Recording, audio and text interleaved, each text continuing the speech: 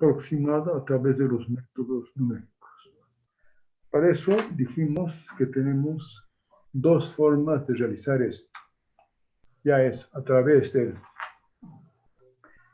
los residuos ponderados y a través del método variacional de Galerki, de Ritz, perdón.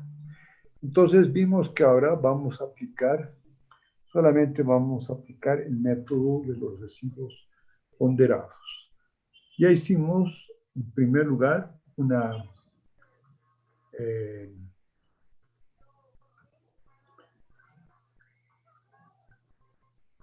acá, hicimos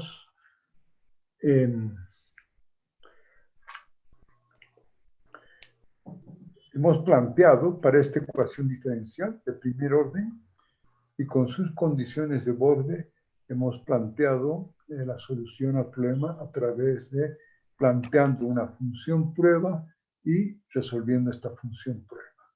Ahora vamos a ver en forma más general y para entenderlo bien vamos a entrar al método de Galerki. Y para entender el método de Galerki vamos a plantear que el método de los residuos ponderados se plantea indicando que vamos a integrar dentro del dominio, puedo hablar de x a x b, en este caso en una sola dimensión, en x, vamos a ponderar el residuo, tal como dice su nombre. Entonces voy a hacer una integral de x a xb, que son el inicio y el final, en este caso, de este dominio. Voy a hacer que esta función residuo, que es función de x y de las constantes de nuestro polinomio, que son los a's, y aquí vamos a multiplicar, por eso se llama el método de residuos ponderados. Vamos a multiplicar por una función de peso, que es solo función de x. Vamos a integrar a lo largo de x y vamos a hacer que este sea igual a 0. Este es el método de los residuos ponderados que lo hemos aplicado nosotros. Pero para que entendamos bien este método de los residuos ponderados, habíamos visto que hemos utilizado el método de la colocación, el método de los subdominios y el método de los mínimos cuadrados. A ver, ¿cuál sería la función de peso? Entonces aquí nos vamos a ver. Si está, aquí voy a tratar de dibujar. Primero, ¿verdad? En forma general, la ecuación, la ecuación, digamos, la función residuo es la ecuación diferencial donde yo resto el término independiente, lo llevo todo a un solo lado y por lo tanto eso que en general debería dar 0 si tuviéramos la función exacta, colocando una función aproximada que tenemos ahí, eso va a dar igual al residuo. Para el ejemplo que nos habíamos dado, con una función prueba, que era, aquí va hacia arriba, si no voy a tener espacio, esta función prueba, que era A1 más A2x más A3 x2,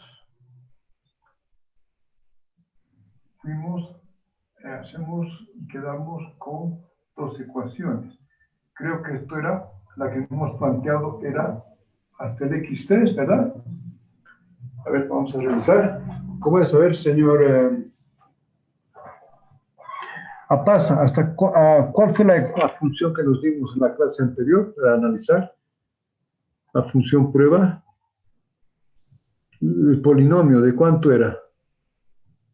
Dije, no recuerdo muy bien, creo que era de segundo grado. No, porque al poner las restricciones, ¿se acuerda? Al poner las restricciones se vuelve una de... ¿Dónde está esto? Pues no te lo está aplicando las condiciones de Bohr. A ver. No, pues ya está el método de Galerki, método de los subdominios. ¿Dónde está la ecuación que hemos planteado?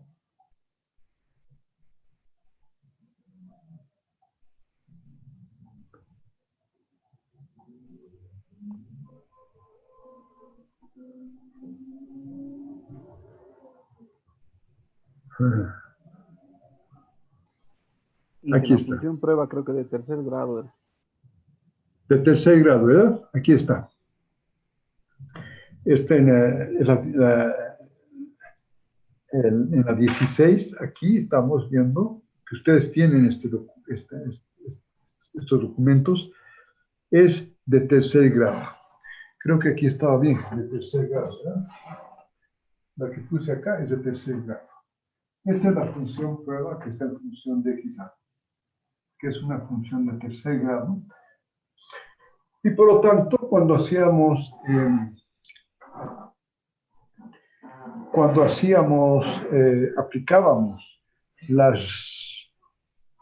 al principio, estamos hablando que estamos haciendo las condiciones de borde al inicio, y cuando aplicábamos al inicio, esta ecuación se volvía obviamente una ecuación que aquí la tenemos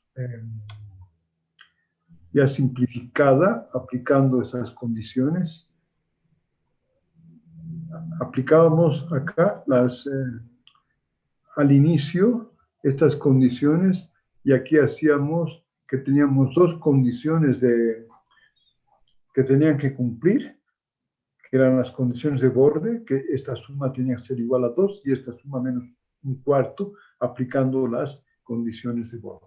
Eso hacía que las cuatro constantes que nos interesa determinar se volvían solo dos, porque habían dos condiciones de restricción, y por lo tanto llegábamos, con esa condición, llegábamos a lo que está ahí, que es la condición 23, que es de la función U, función de XA, ahora sería igual a la phi0 más A1 phi1 solamente, más A2 phi2.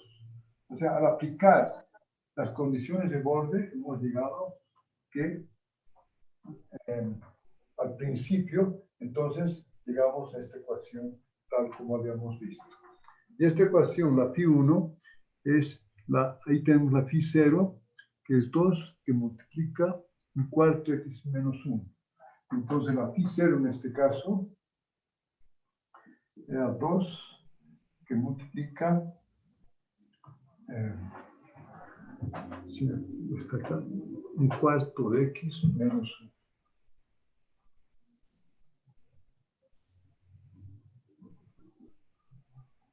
Tenemos la phi1 y tenemos la phi2. Y ahí tiene. La phi2 es x1 menos x3.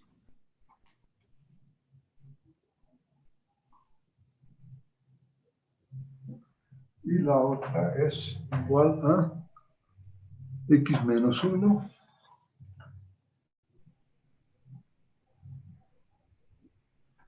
que multiplica x2 más x menos 11.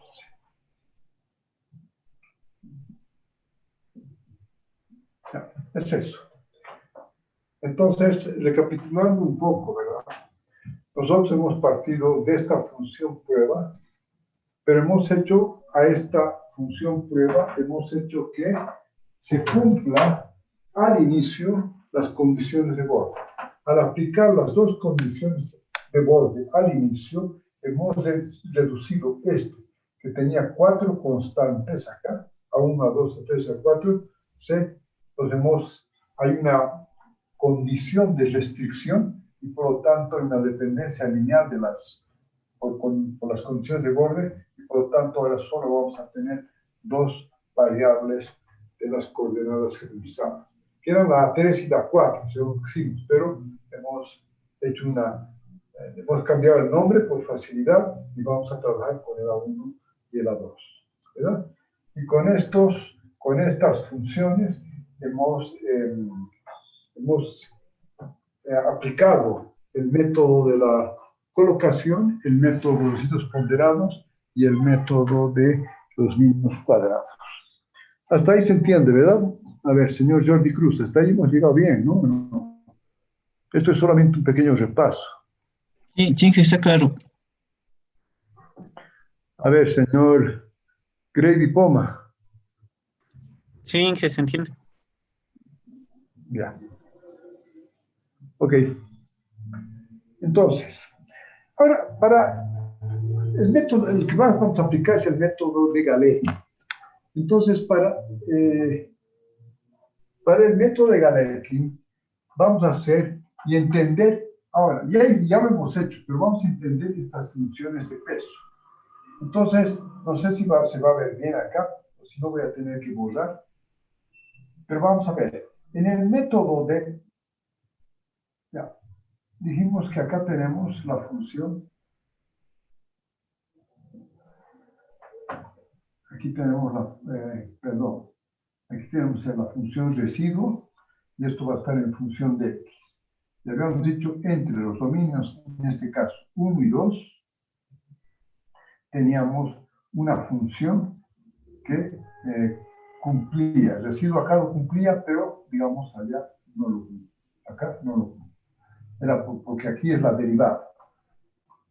Entonces, lo que hacíamos nosotros es, para dos valores x1 y x2, lo que hacíamos era entrar a la función residuo con x igual a 1, perdón, con x a un punto que habíamos definido acá, 2 puntos, y con esos 2 puntos, que eran 4 tercios y 5 tercios, hacíamos que para esos 2 puntos sea igual a 0. Entonces, para que entendamos el concepto general de lo que es el método de los residuos ponderados, es que este residuo lo voy a ponderar a través de una función que la vamos a llamar la función de peso.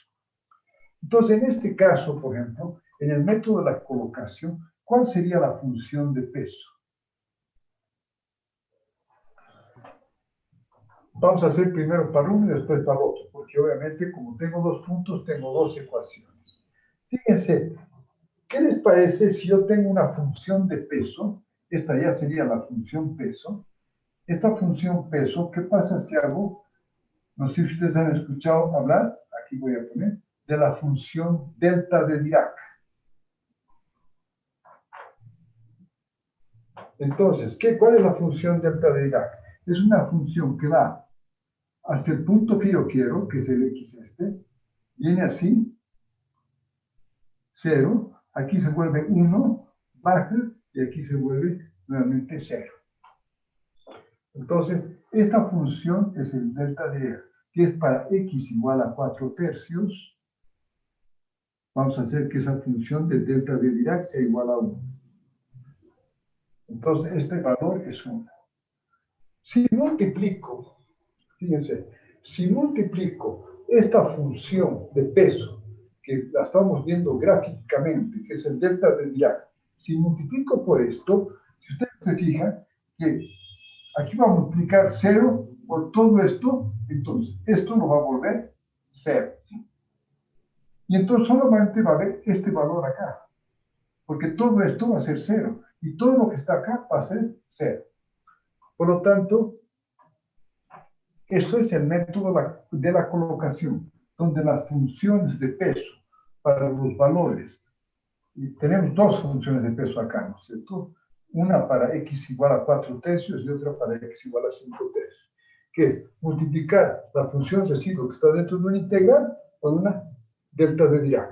Al hacer eso, esto va a ser 1, y aquí solamente entonces vamos a tener que la función r, xy, vamos a ver x, vamos a poner x para 4 tercios, que tenemos acá,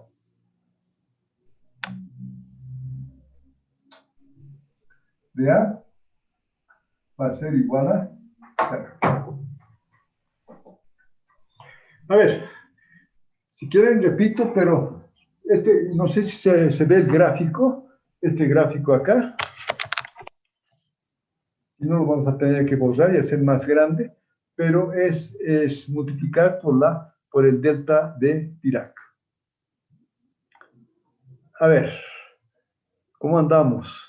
Señor Paul Choque.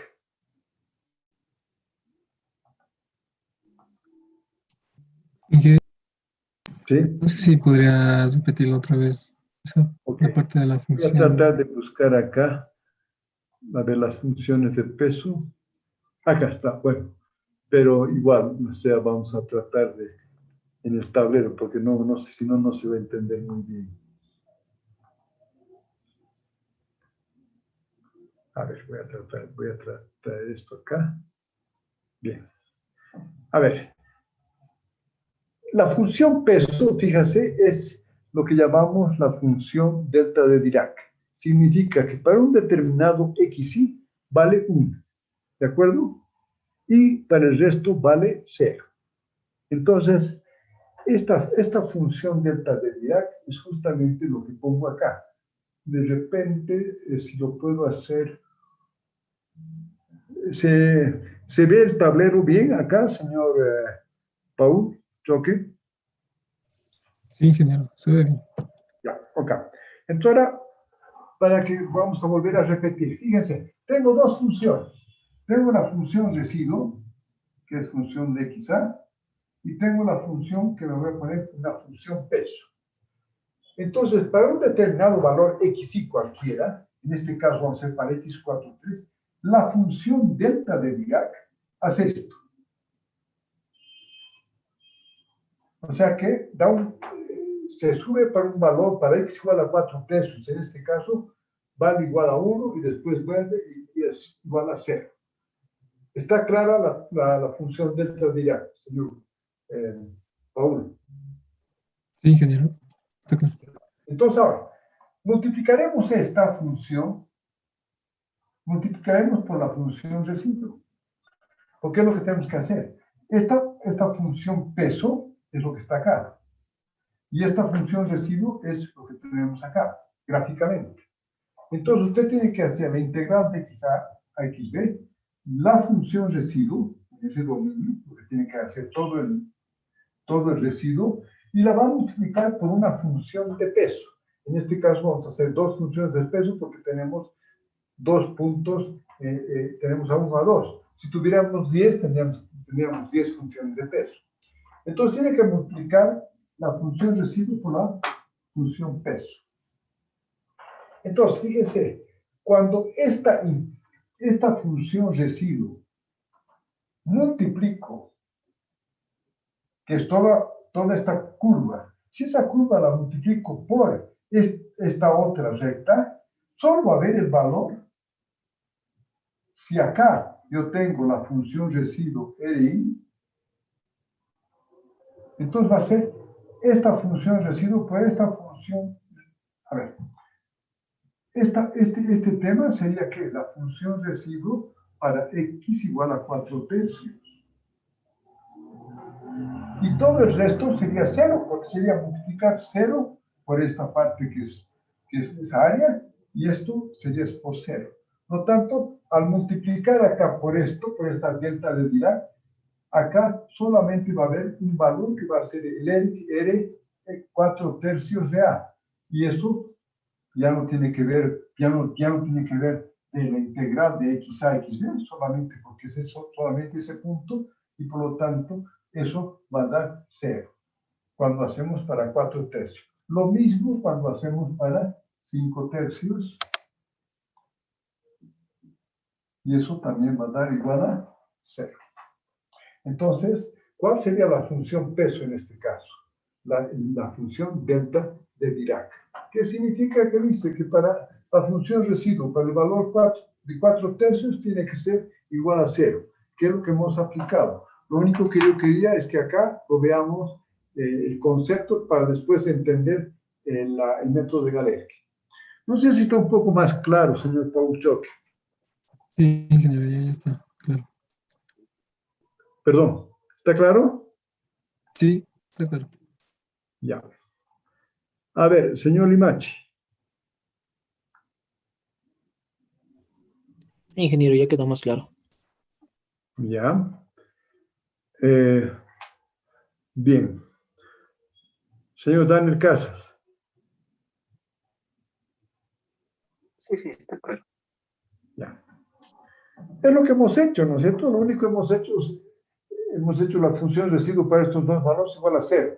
Lo que quiero aquí es mostrar cómo funciona, cómo hacemos la ponderación del residuo a través de esta función peso. Y esto se llama el método de la colocación. Ahora vamos a ver, vamos a cambiar, voy a borrar un poco esto, y vamos a cambiar ahora y vamos a ver el método de los subdominios, que también lo hemos hecho. Entonces, el método de los subdominios ya es un poco diferente, ¿no es cierto? Porque el método de los subdominios lo que tenemos es, partimos del residuo de este punto hasta un otro punto acá, que lo vamos a hacer ahí. Que aquí es la derivada, que es 0, ¿no? Aquí la función es 0. Y acá vamos a hacer, dijimos que vamos a dividir en dos subdominios. Aquí vamos a tener el delta x1 y aquí el delta, como hicimos, delta x2. Entonces ahora, lo que hacemos ahora ya no es la función salto. Perdón, ya no es la función delta de Dirac. Ahora vamos a utilizar lo que llamamos la función salto. Esta función salto se caracteriza. ¿Por qué? Para cierto dominio, yo vengo con 0, ¿cierto? Para este dominio, en todo el subdominio, hace una función salto y aquí vuelve a 0 y aquí se vuelve 0. Esta función sería la función salto. Y obviamente es el valor 1 y este valor es el delta x. 1. Entonces, fíjense que esa función salto, ¿qué es lo que tendríamos que hacer? Que acá, fuera, para el otro subdominio, que vamos a hacer la otra ecuación, eso de la misma forma sería 0 por toda esta área. Sin embargo, en este caso, estamos multiplicando esta área por 1. En todo esto está. Por lo tanto, tengo que hacer la integral de toda esta área. Por lo tanto, cuando yo aplico por esta función salto, entonces voy a tener que la integral de delta x1, la integral a delta x1, sería la integral de la función residuo de x a dx. Y eso tiene que ser igual a 0. Solamente de delta x1. O sea, lo que va desde este punto hasta otro punto. En nuestro caso, como hemos definido, eso sería en forma general. En nuestro caso, hemos definido que este punto acá, habíamos dicho aquí era 1, 2, y aquí era 3 medios. Entonces, en este caso, el delta podríamos hacer que este delta x1 sea de 0 a 3 medios. Y entonces hacemos esa integral para el punto, esta es la función residuo de x de 0 a 3 medios. O sea, integramos hasta el delta x1. No sé, a ver.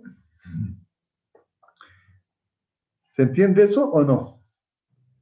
A ver, señor Quispe, José.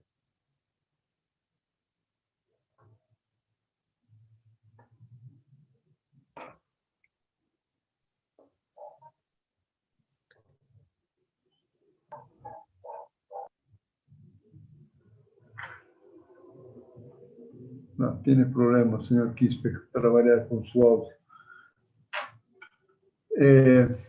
A ver, señor Hernani. Sí, que está claro. Este sería para el caso del subdominio, ¿no, Inge? Método del subdominio. Exactamente. Aquí, si ustedes ven, aquí está el método, la función peso en el método subdominios, que es esto.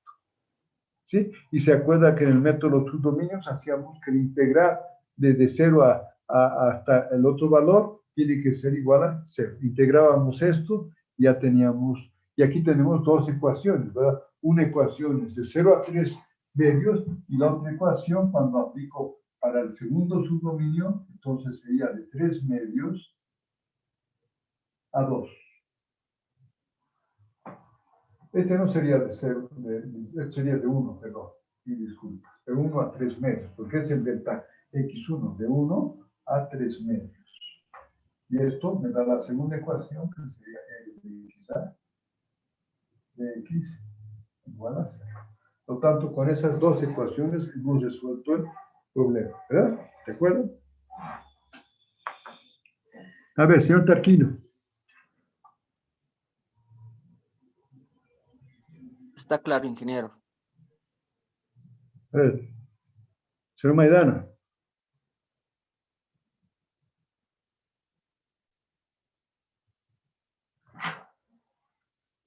Parece que no está o tiene problemas con su audio. Señora Paz. Está claro, ingeniero. Ok. Ahora fíjense, en el método de los mínimos cuadrados, que está acá, hemos llegado a esta ecuación, ¿verdad? ¿Por qué? Hemos elevado el residuo al cuadrado y hemos hecho el mínimo, o sea, aplicando el mínimo, por lo tanto hemos derivado ese residuo al cuadrado, lo hemos minimizado y eso significa derivar respecto a los a's. Y por lo tanto hemos encontrado esta ecuación que era el residuo multiplicado por la derivada de xa de r respecto a 1. Y como teníamos solo dos valores, era de 1 hasta 2. Entonces aquí está claro, así que aquí sí que está clarísimo, que aquí la función residuo, ¿cuál va a ser? Perdón, la función peso, por lo tanto va a ser la que multiplica la función residuo. Y esa función peso es la derivada del residuo respecto a una de las coordenadas generalizadas. Y por lo tanto, ahí ustedes tienen que la función peso está clara, está totalmente clara, ¿verdad? Eso muy rápido, pero no hay necesidad de más. Ahí está claro que si aplicamos esta función, ustedes están viendo ahí que la función peso obviamente es la derivada. A ver, señor Patricio. Sí, Inge, está claro. Ya. Bueno, todo esto que lo he hecho gráficamente y lo he puesto porque ya habíamos resuelto esto. Y de hecho, a ver, la práctica, señorita Rengel, ya podíamos plantearla. A ver, vamos a ver. Aquí hemos hecho esto y bueno, para una función que hemos partido de x al cubo, ¿verdad? Entonces yo quisiera que como práctica, que se la haga muy rápidamente, algunos hagan con x a la cuarta y otros hagan con x a la quinta. Es un poquito más de trabajo, pero me gustaría para que no todos hagan lo mismo. Y entonces, ¿cuál es la práctica en sí? La práctica es lo que hemos hecho acá con x a la 3, y ustedes van a graficar eso. A ver, entonces vamos para que esté clara la práctica. Primero, la ecuación diferencial que nos hemos dado en este caso tiene una solución analítica. Por lo tanto, lo que yo voy a, la primera parte, entonces, es encontrar la solución analítica de esa ecuación diferencial, que es muy fácil. Entonces, al tener la ecuación, la solución analítica a la ecuación diferencial que gobierna este problema, tenemos la solución exacta. Y por lo tanto, eso, hacemos una tablita para unos 10 valores, cada 0,1, y con eso ustedes hacen el gráfico de la función exacta. La segunda etapa, bueno, la segunda etapa no. Los que tienen con x a la cuarta van a hacer van a resolver y van a encontrar la función aproximada. Y ustedes pueden dibujar la función, porque aquí hemos encontrado para x3. Entonces, los que van a usar con x a la cuarta van a comparar esos resultados con x3 y van a comparar con la solución exacta para ver que al tomar un término más se han aproximado más que con tomando solamente 3 términos hasta la solución exacta. Y los otros van a hacer exactamente lo mismo, pero en vez de usar x a la cuarta, van a usar x a la quinta. Igual van a comparar los resultados. Entonces, a ver, señorita Rengel, para que...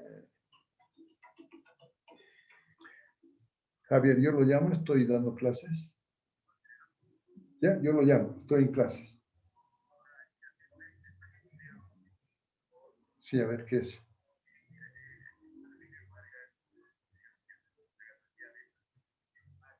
Sí.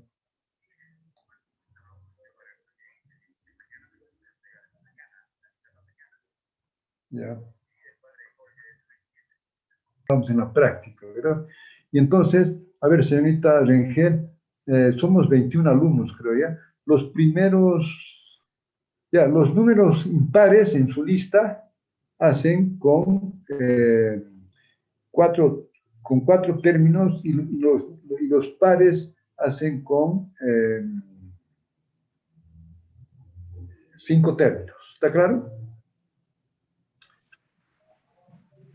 Los impares es con 4 y los pares con 5, ¿verdad? Sí, así es. Está bien, ingeniero. ¿Ya? ¿Está clara la práctica o alguien tiene alguna duda? Inge, una consulta. Sí. ¿Vamos a hacerla en los 3 métodos? ¿Cómo? ¿Va a ser en los 3 métodos, ingeniero? No. Va a ser primero, bueno, no es el método, es la solución analítica, es el primer gráfico. La primera tablita que hace y lo grafica es la solución analítica. Señor Paul, ¿está bien?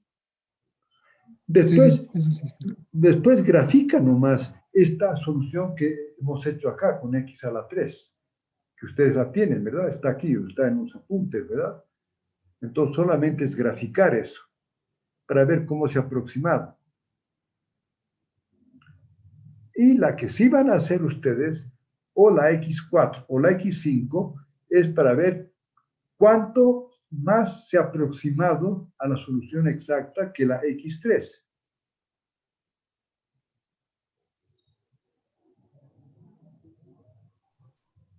¿Sí? Señor Paul. Sí, ingeniero, está claro. ¿Está claro o no? Sí, sí. ¿O tiene todavía dudas? No, ingeniero, está claro. Ok. Muy bien. Entonces, si no hay dudas, ahora, ¿en qué consiste el método de Galerki? Fíjate que hemos hecho el método de la colocación, la función peso es el delta de Dirac. En el método de los subdominios, la función peso es la función salto. En el método de Galerkin, la función peso, en el método de los mínimos cuadrados, la función peso, le hemos demostrado que es la derivada de la función residuo respecto a las coordenadas generalizadas, se deriva. Bien, entonces, en el método de Galerkin, vamos a usar una función peso. ¿Y cuál va a ser la función peso? Que eso es lo importante, y ustedes van a saber por qué esto es tan importante. La función peso va a ser las mismas funciones con las cuales hemos planteado la función prueba. En otras palabras, si ustedes se fijan acá, yo tengo la función phi1, phi2, que multiplica de 1 a 2. Entonces, aquí vamos a hacer que vamos a multiplicar el residuo por cada una de estas funciones que hemos utilizado en el caso nuestro, que están acá, la phi1, que es x menos 1 por x menos 3, multiplicamos los residuos y hacemos igual a 0. Ese va a ser el método de Galerki. ¿Por qué este método es el más utilizado? Porque vamos a ver que utilizando este método podemos llegar a una matriz de rigidez simétrica, que siempre es lo que buscamos a resolver por el método de los elementos finitos. A ver, entonces, ustedes mismos podrían ahorita generarse un otro método de residuos ponderados, haciendo una función peso que ustedes busquen, pero aquí son las que, les he dado unas 4 que son una de ellas, una que ustedes han hecho, que es la regresión lineal, que es mínimos cuadrados, y las otras que son, seguramente las han utilizado varias veces, y bueno, y la que nunca han utilizado es la función peso en el método de Galerki. Entonces, aquí vamos a hacer, ya con esto terminamos esta primera parte, que es cuando aplico las condiciones de borde al inicio. Esto significa que si yo he partido con una función x a la 3, en este caso, o x a la cuarta, hemos partido con x a la cuarta, no, con x al cubo, perdón, con x al cubo, cuando aplico las dos condiciones de borde, y hago cumplir las condiciones de borde, por lo tanto, eso se vuelve un sistema solamente con x, con una función 2 y una función 1, solamente con la 1 y la 2, porque había las dos funciones de restricción que se debía a las condiciones de borde. Bien, entonces, ahora lo que vamos a hacer es, esto está bien desde el punto de vista didáctico, pero lo que se tiene que utilizar es aplicar las condiciones de borde al final, que eso es lo que nos interesa. Entonces vamos ahora, pero una cosita, ¿verdad? Acá, señorita Rengel, no voy a pedir que la hagan por todos los métodos, ¿verdad? Entonces haremos lo siguiente. Si uno es par, el otro es impar, bueno, los primeros cinco que hagan el método de la colocación. Del 5 al 10 que hagan el método de los subdominios, ¿verdad? Ya sea con 4 o con 5, dependiendo si es par o es impar, ¿verdad? Del 11 al 15 que me hagan el método de los mínimos cuadrados. Y del 16 al 21, no creo que son 21 los que hacen, me hacen el método de Galerki. Está claro, para que no todos tengan que hacer todos los métodos, ¿verdad? No me interesa, sino simplemente con esto.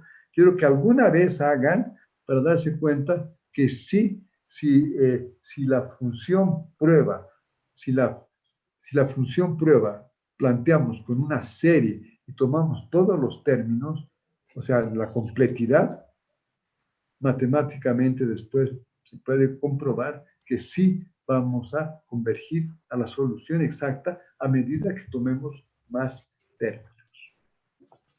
Entonces, a ver, señor Hernani, ¿está claro la práctica y está claro hasta acá? Sí, ingeniero, está claro. Señor Cruz, Jorge. Sí, está claro. Muy bien. Bueno, entonces pasen. Dije, solo es una práctica o no. A ver, lo perdí, a ver de nuevo. Dije, solo es una práctica, ¿verdad? ¿O cómo?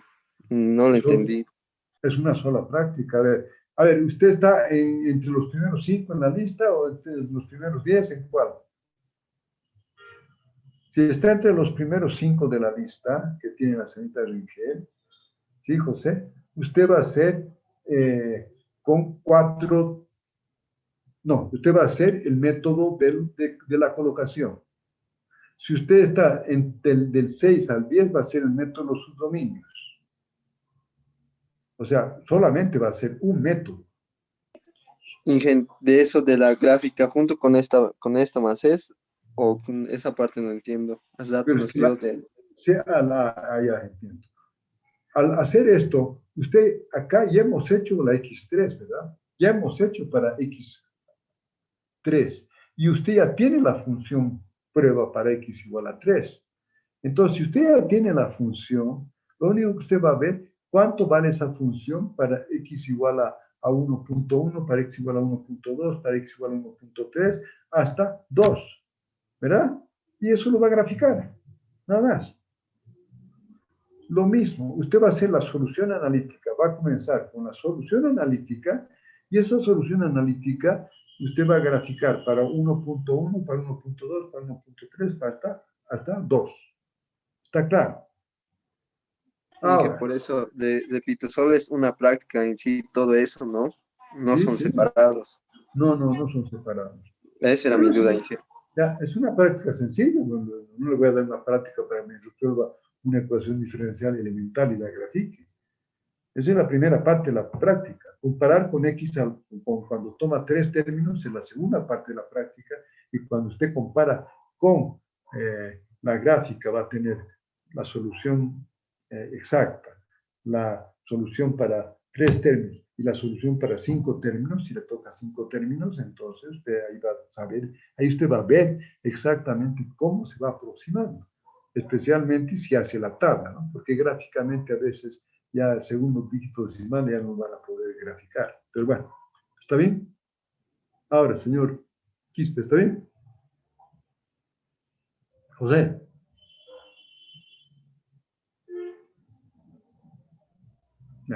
Ya se volvió a perder el señor José. Bueno, entonces, ¿qué vamos a hacer ahora? Con esto terminamos este módulo que es más didáctico y vamos a entrar a lo que sí nos interesa, que sí se aplica y se aplica en todos. Vamos a entrar ahora a la aplicación de las condiciones de borde al final. Acá no vamos a aplicar el método de Ritz. No vamos a hacer el método variacional de Ritz porque obviamente tendríamos que tener por lo menos un cursito rápido, no, ni siquiera rápido, eso tomaría un semestre, que sería entender y ver los métodos variacionales. Señor Cruz, ¿usted ha estado leyendo un poco de los métodos variacionales o no? Sí, sí, Inge. Sí, le cuento que el libro no lo encontré físicamente, pero lo encontré digitalmente. Está perfecto. Y de ahí estaba leyendo, Inge. A ver, si usted quiere, bueno, eso se le sirve si usted quiere ir a un posgrado. Porque si no, eso no va a ser importante si usted va a aplicar los paquetes para resolver estructuras y entender la estructura, pero esto sí le va a servir para plantear, digamos, los modelos matemáticos de otros modelos de unas cáscaras. Las cáscaras no solo tienen un elemento, se han ido investigando varios tipos de elementos que todos sirven para la cáscara, pero algunos son mucho más eficientes que otros. Y para eso sí el cálculo variacional, bueno, para otras cosas el cálculo variacional es muy importante. Bueno, pero sigamos. Bueno, todo esto, si quieren, está ahí cómo aplicamos el método variacional de Ritz y llegamos también a idénticas ecuaciones del método residual de Galerkin. Entonces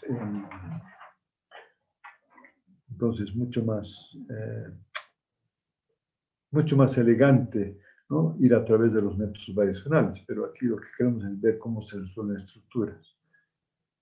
Pero ahora entonces vamos al tema que nos interesa mucho, y es el tema de resolver, que es lo que vamos a aplicar realmente, la solución de esa ecuación diferencial en forma numérica, aplicando las condiciones de borde al final. no al principio, sino al final. Por lo tanto, no vamos a hacer ninguna gimnasia para que cumplan las condiciones de borde. Simplemente vamos a plantear una función prueba y vamos a hacerlo. Entonces vamos a comenzar. Aquí vamos a plantear una función prueba, lo vamos a hacer esto en forma general y después podemos hacer la aplicación con una función tal como hemos hecho en el caso anterior. Por lo tanto, siempre comenzamos con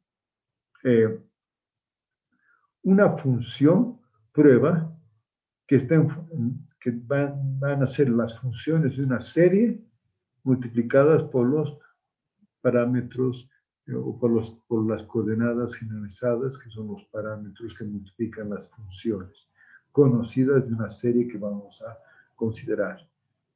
Entonces, esa es la función prueba.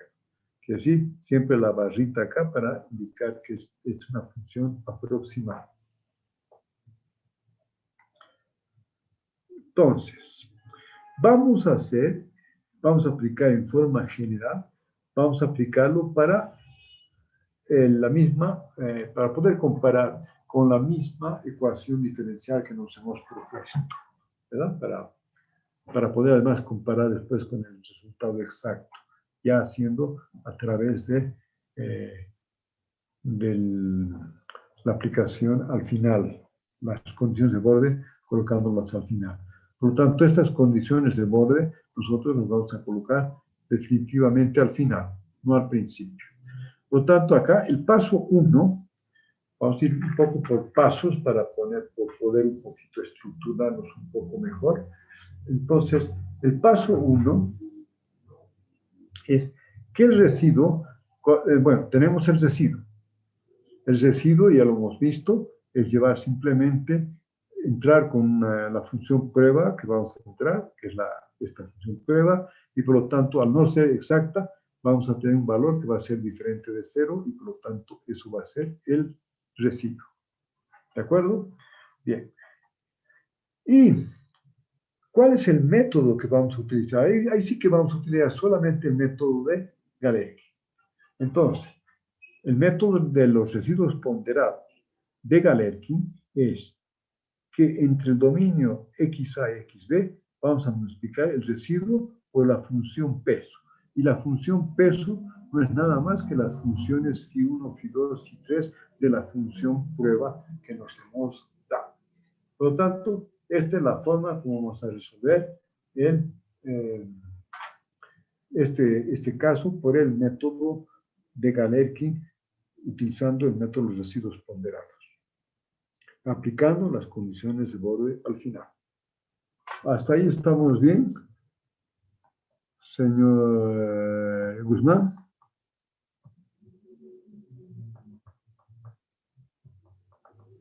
Ingeniero, hasta aquí está claro. Señor Martín. Quispe.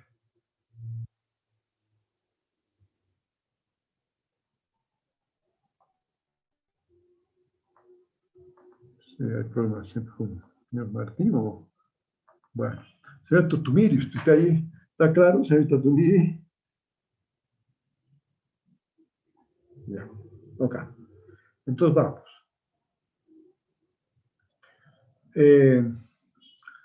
Por lo tanto, ahora vamos a seguir y vamos a ir a al segundo paso. ¿Qué pasó acá?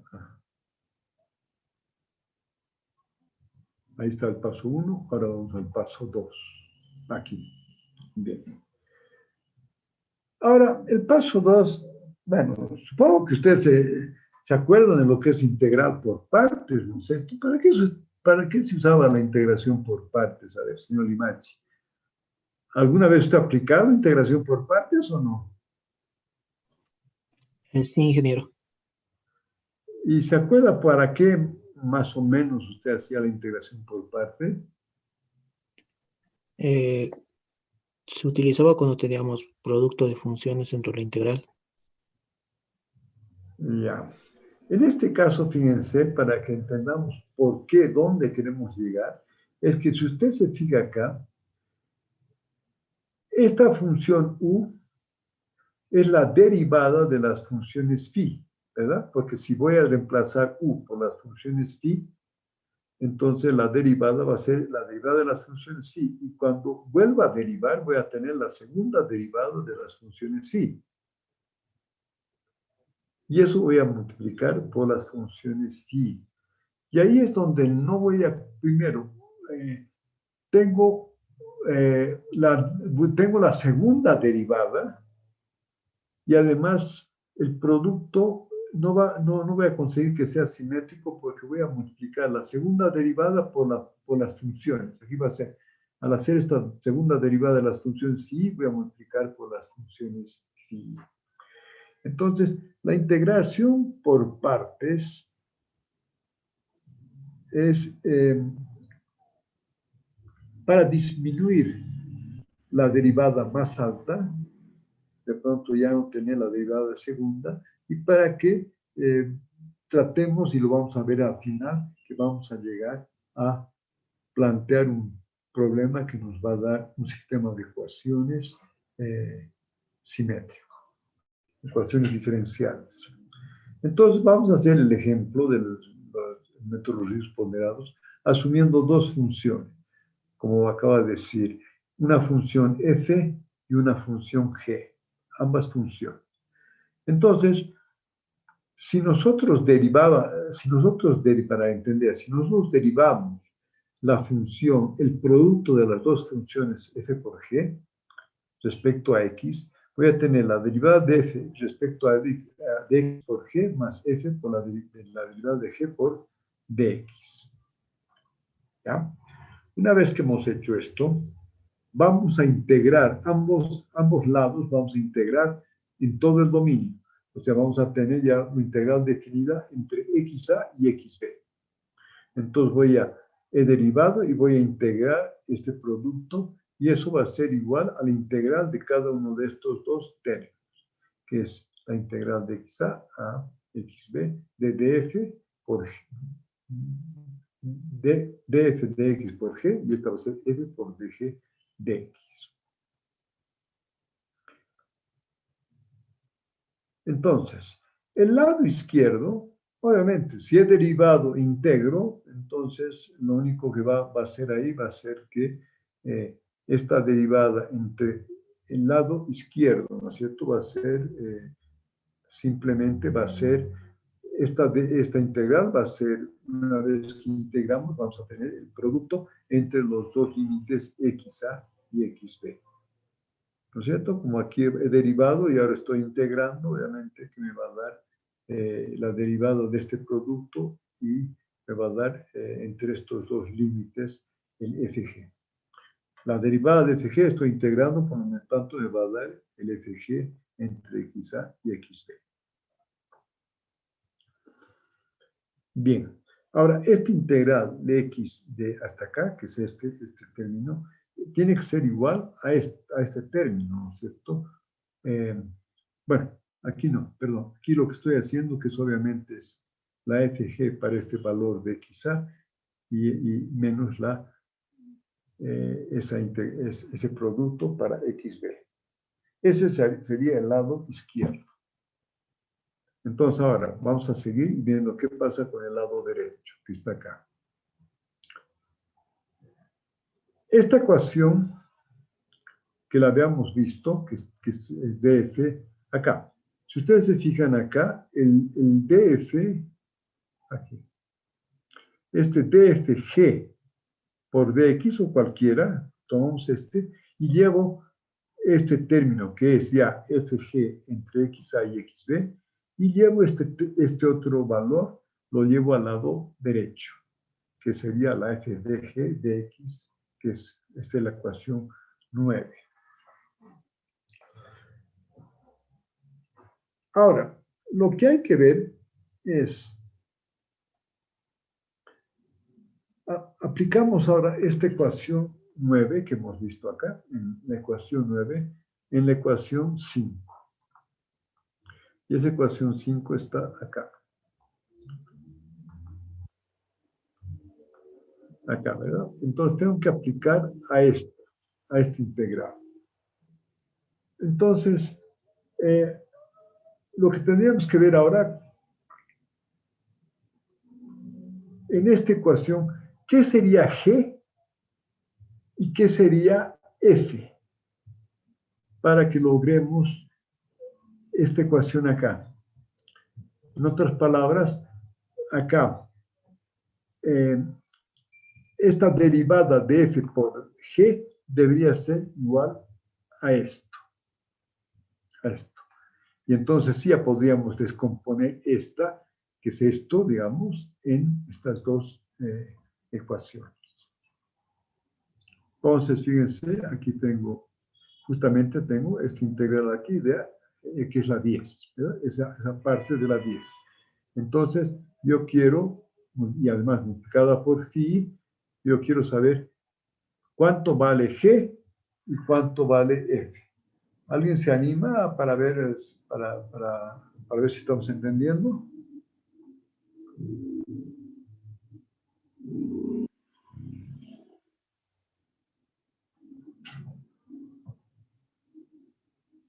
Sí, este es Rengel.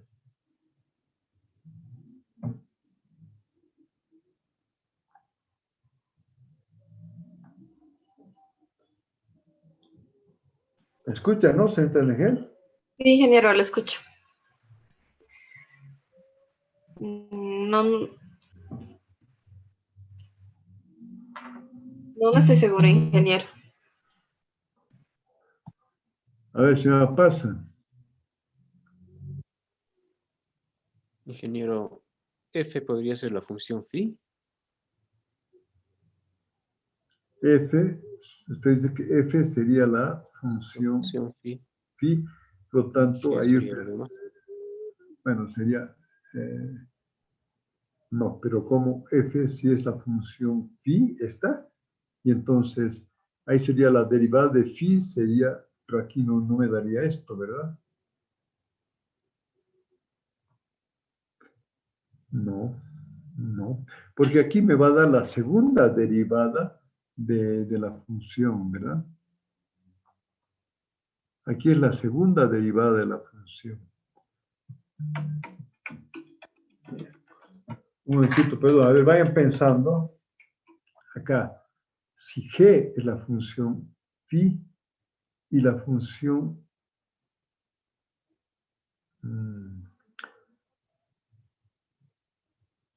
acá, leemos acá, que está claro acá. Entonces, G, a ver, vamos a ver.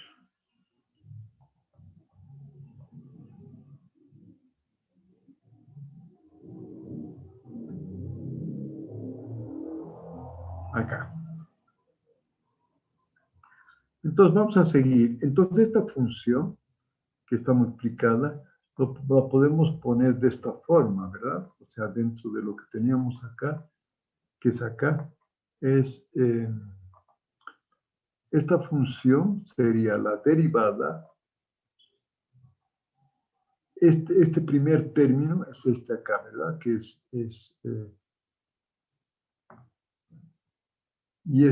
y este término sería el F. Entonces acá, si hacemos esto, entonces acá tendríamos que ver que el dg, por lo tanto la función g, si hacemos que sería phi, aquí está la función. Y podríamos decir que f es igual a x du sobre dx. Entonces, volviendo un poco al tema, ¿esto qué significa acá? Simplemente es este término que tenemos acá. O sea, en otras palabras, esto que estamos viendo acá, que es este término de este lado, sería... eso está medio mal, porque esto ya incluye esta primera parte, porque aquí es la condición de borde, ya esto está entre XA y XB, que es lo que habíamos visto que es esto, este producto de la función f por la función g. Entonces aquí podríamos poner que la función f es la phi1, phi, y la función g es menos x derivada de u respecto a dx. Con eso cumpliríamos esto que estoy diciendo. F por G, entre esos límites.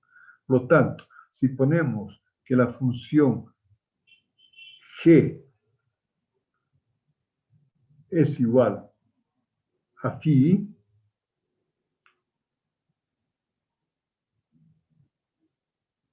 y esta función es la función f, entonces tendríamos la función f que sería x menos x derivada de u respecto a dx o la derivada de g.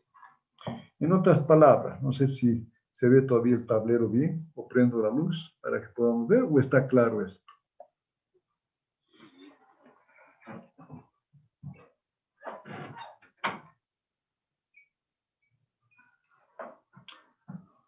Bueno, aquí ya lo hemos entendido, espero que lo hayamos entendido todo, por tanto puedo borrar para hacer esto.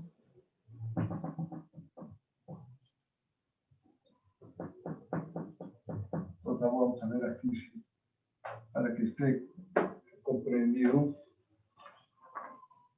Entonces, fíjense, vamos a trabajar en este término. Vamos a trabajar en este término. ¿Cómo descompongo este término que este es el término que queremos ver? Entonces, ese término que queremos ver es la integral de x a hasta xb de la derivada respecto a dx de x que multiplica la derivada de la función aproximada de x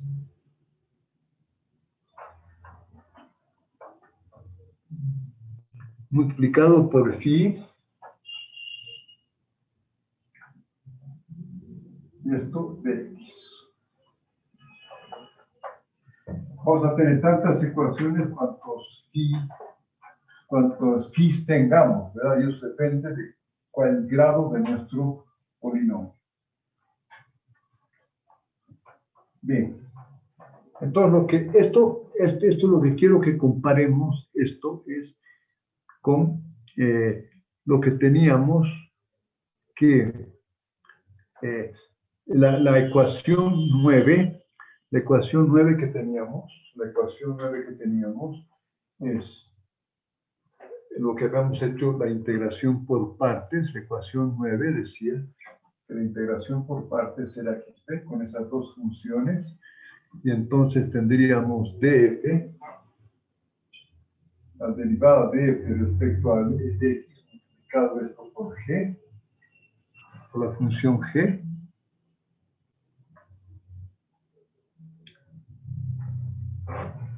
dx, y ahí tendríamos que eso es igual a f por g integradas entre xa y xb, y ahí tendríamos que esto es, y continuaríamos con el menos, bueno, que está menos f, la integral de f de xa a xb de g de x.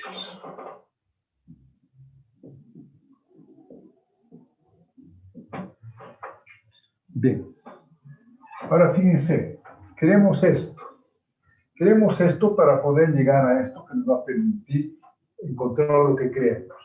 Entonces, fíjense, si yo comparo esta ecuación con esta,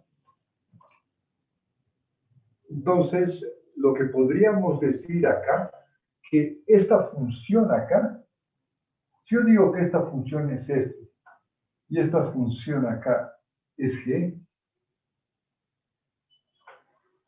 pues simplemente está bien, ¿verdad? Porque sería la derivada de df por g es igual a esto, ¿verdad? ¿Está claro eso o hay dudas ahí? Señorita Rengel. Sí, ingeniero, está claro. Señor Paul. Sí, por el momento está claro. Ya. Entonces, ¿qué es lo que queremos ¿Qué queremos con esto? Quiero llegar a esta igualdad. Por lo tanto, esta ecuación, ahora la voy a reemplazar. Como esto es igual a esto, voy a reemplazar por esto. ¿Qué significa eso? Que voy a tener la integral, porque es f por g, ¿verdad? Entonces voy a tener la integral. No, eso ya es un... Este x, que es la f, va a ser x de u, de x. Esa es la f, multiplicada por la g, que es la phi, ¿no es cierto?, entre xa y xb. Ese es un término definido, ¿verdad? Es puntual. Como es una especie de condición de Born. Eso es igual a esto. Estoy haciendo esto, ¿no? Esto es igual a esto. Siguiendo esta lógica, que es lo que hemos demostrado ahí con integración por partes. Y tendría ahora menos la integral de xa a xb, que sería la f. La f es x derivada de du respecto a dx por g, perdón, esa sería la f, por la derivada de g. ¿Y quién es g? Es phi. Esto estaría multiplicado por la derivada de phi respecto a dx.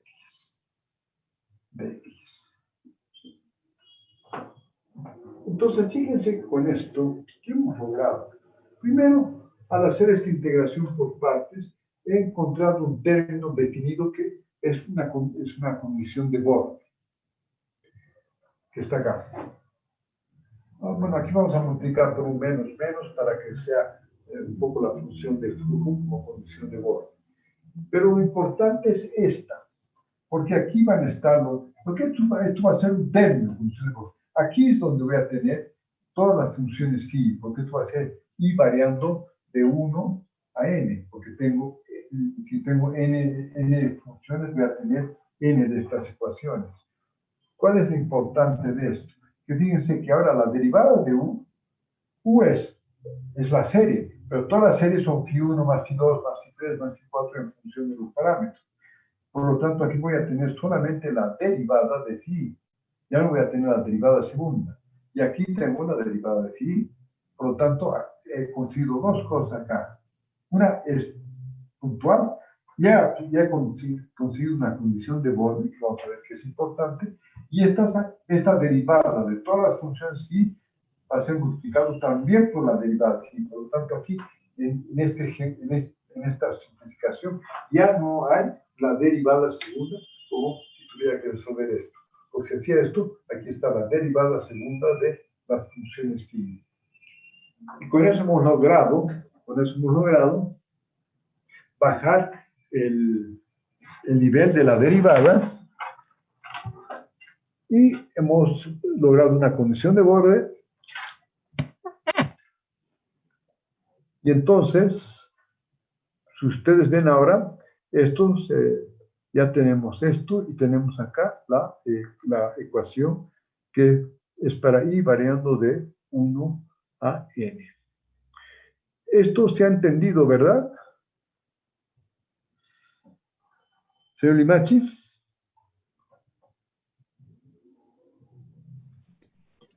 Sí, ingeniero. ¿Seguro? Para que podamos Sí, seguir. queda claro. Entonces, ¿cuál es el paso 3?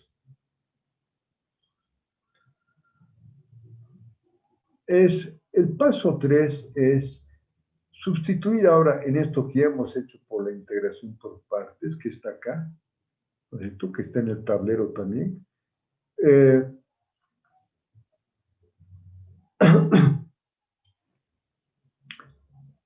Reemplazar ahora la derivada porque ahora sí la función la quiero reemplazar con los valores de la serie, porque esta u está representada por una serie. Entonces, esta serie de u respecto a dx, la derivada de u respecto a x, voy a reemplazar en esto que he logrado hacer a través de la derivada de phi0 respecto a dx más la sumatoria de los a A1, A2, A3 por la derivada de las funciones, porque esto tengo que derivar respecto a X. Y vamos a hacer J variando de 1. La diferencia es que el I va en forma vertical y el J va a ir en forma horizontal. Entonces ahora voy a reemplazar, lo que estoy haciendo acá, reemplazar el U de esta ecuación que tenemos acá, el U de esta ecuación, la voy a reemplazar por una sumatoria de las funciones.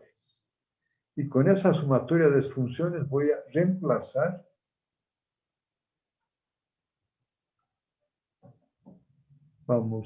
aquí está, esto es acá, y voy a reemplazar acá por la sumatoria de estas funciones. Y por lo tanto aquí voy a tener una sumatoria de la integral de A, de estos ahí que van a variar de 1 hasta n. Por lo tanto, esto va a variar de 1 hasta n. Este simplemente ya es un término del phi 0, que no tiene nada que ser. Phi i por el phi 0, pero no está multiplicado por estos parámetros A. Si sustituimos esta ecuación 14 en la ecuación 12, ustedes fíjense que vamos a tener acá, que esta es la sumatoria con los ahí, y aquí está el término independiente, y aquí está un término que no es función de los A's, que lo llevamos del lado izquierdo al lado derecho, y este ya no es función de las constantes. Y por lo tanto, esto varía y variando de 1 a n, y esta sumatorio es de j variando de 1 a n. Por lo tanto, si ustedes ven, aquí vamos a tener un sistema de ecuaciones donde van a estar, esta va a ser la ecuación y esto va a ser el término independiente. Y esta ecuación va a ser A1, A2, A3 en la vertical, y en la horizontal va a ser A1, A2, A3, A4 hasta el AJ. Y por lo tanto voy a tener, a rigor, vamos a tener una matriz multiplicado por los A1, A2, A3, que son las coordenadas generalizadas. A ver, esto es simplemente seguir lo que está acá en forma fácil. Hubiera sido bueno tener un tablero más grande para ir haciéndolo, pero ustedes lo tienen acá y es hacer el seguimiento nomás a esto y que obviamente lo van a entender. Si quieren lo repetimos, pero no sé si vale la pena. Entonces, una vez que tengo esto, que tengo acá, fíjense que aquí ya comienza el sistema de ecuaciones.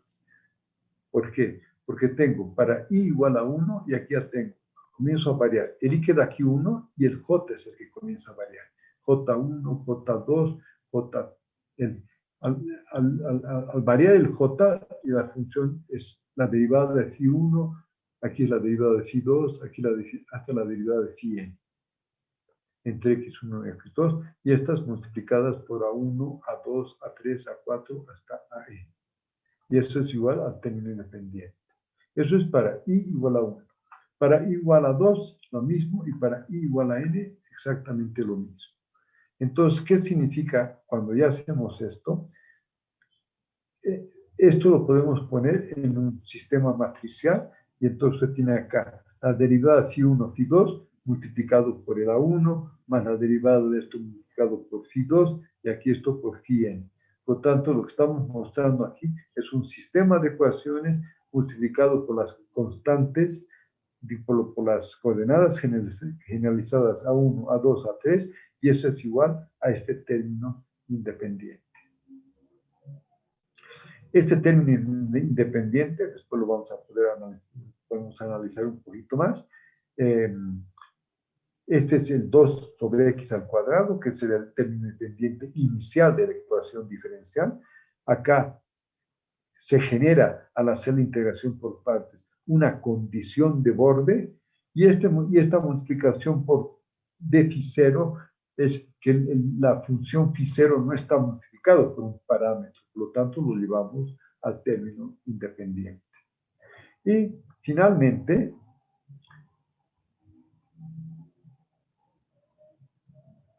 entonces, si cada uno de estos hacemos que el K y J es la integral de la derivada de phi respecto por x, por la derivada de j de x, y el término dependiente es este en cada caso, entonces simplemente hemos planteado un sistema de ecuaciones donde esta es la matriz de rigidez multiplicada por los parámetros A es igual al término independiente. A ver, señor Nani, se ha entendido, pero esto hay que repasar un poquito para entenderlo bien, pero esta es la idea de plantear un sistema de ecuaciones de esta forma.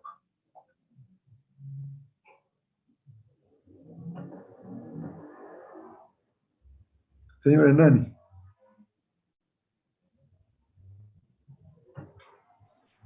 Sí, está más o menos claro. Igual lo voy a analizar porque ahorita estoy viendo igual y está bien, está claro aquí.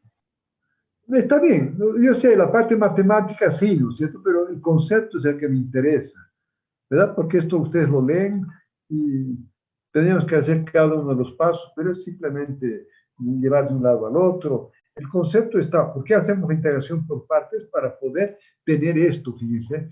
Lo importante en la integración de por partes es que ya cualquier término que aquí llamamos de la matriz de rigidez es de la derivada de phi y j. Si no hubiéramos hecho la integración por partes, aquí tendría la derivada segunda y aquí no tendría la derivada. Por lo tanto, ahí no habría la simetría. Si usted se va a fijar, si usted ve en esta matriz que hemos visto acá, voy a tratar de ver acá, en la anterior. Si usted se fija acá, usted va a ver que este es simétrico a este. Este valor de la matriz de rigidez es simétrico a este, porque aquí es la derivada de phi 2 respecto a x, x derivada de phi 1, aquí es de la derivada de phi respecto a de 1 y aquí de 2. Por lo tanto, aquí hay la simetría. Y por lo tanto, esa es una de las grandes ventajas de haber hecho la integración por partes, que llegamos a una matriz de rigidez simétrica. Estas son las variables que tenemos. Resolviendo este sistema vamos a encontrar los mejores valores de los parámetros, o sea, de las coordenadas generalizadas, de tal forma que podamos encontrar esos valores de A1 hasta N, y estos valores son los que nos permiten volver a nuestra función y encontrar la función prueba que mejor se aproxima a la solución exacta. Entonces, ¿cuál es la ventaja? Bueno, volvemos a repetir de la integración por partes. Que la derivada de mayor orden de la función prueba se bajó de 2 a 1. Ahora vamos a ver que estos llaman la solución frágil, porque se ha bajado el grado de la derivada, pero bueno, es un tema matemático, lo podríamos discutir, pero aquí no viene mucho al caso, nos interesa resolver. La matriz de rigidez es simétrica, ese es un gran foro. Y hay un término de borde que fue creado, que vamos a aplicar, ese término de borde vamos a aplicar con las condiciones de borde que tenemos para encontrar el resultado. Entonces, ese es con eso hemos terminado de plantear el sistema. Y fíjense, ahora aquí está el término de borde, la condición de borde. Y ahora lo que tenemos que hacer es, ahora vamos a ver y vamos a tratar de resolver para un caso específico, porque aquí lo hemos puesto en forma general. Entonces, la próxima clase vamos a hacer un ejemplo, ya no entrando con una función prueba elevado a n, sino nos vamos a dar como ejemplo, digamos acá, una función hasta x al cuadrado, ¿verdad? Vamos a resolver con una función con x al cuadrado y vamos a ver cómo se aproxima. Y entonces lo que vamos a hacer ahora ya plantear a todo lo que hemos hecho, vamos a plantear con solamente 3 términos, A1, A2, A3. Por lo tanto, vamos a llegar a un sistema de 3 ecuaciones a 3 incógnitas. A ver, yo creo que sí, pero que me gustaría que se pasen un poco. De cualquier forma, lo van a tener que repasar cuando hagan sus prácticas, ¿verdad? Porque en sus prácticas, igual, aquí en la clase vamos a hacer con x igual a 3. Ustedes van a hacer en sus prácticas x elevado a cuarto y x elevado a quinto. A ver, veremos a ver cómo andamos acá, señor Apasa. Está claro, ingeniero. Señor Daniel Casas. Está claro. Patricia. Está claro, Inge. Lori Cruz. Inge, está claro, lo voy a repasar, Inge. Sí, obviamente. Eso no es, señor Gay Poma. Está claro. Señor Guzmán. Sí, ingeniero, está claro. Bueno, señor Hernán me dijo, está claro. Señor Cruz. Jorge. Está claro, Inge. Señor Martín Quispe. Que a veces no se puede comunicar, señor Martín Quispe. Señor Espinosa. Sí, está bien, Inge. Señor Tatumiri.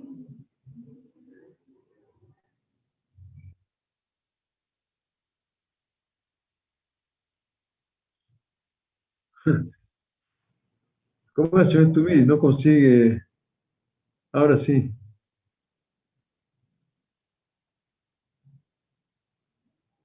No le escucho todavía, señor Tatumiri. Vale. Señor Paul. Sí, ingeniero, está claro. El procedimiento es un poco, bueno, es algo interesante y yo creo que vale la pena ver a detalle. Ya. Sí, es importante que lo vean, porque cuando hagamos el ejemplo solo vamos a aplicar ya los valores de la matriz de rigidez, ¿verdad? Ujú. Ya. A ver, señor Tarquino. Está claro, ingeniero. Señor Durán.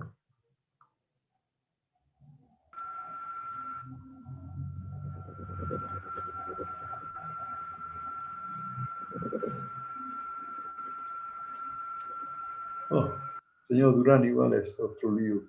Señor Maidana.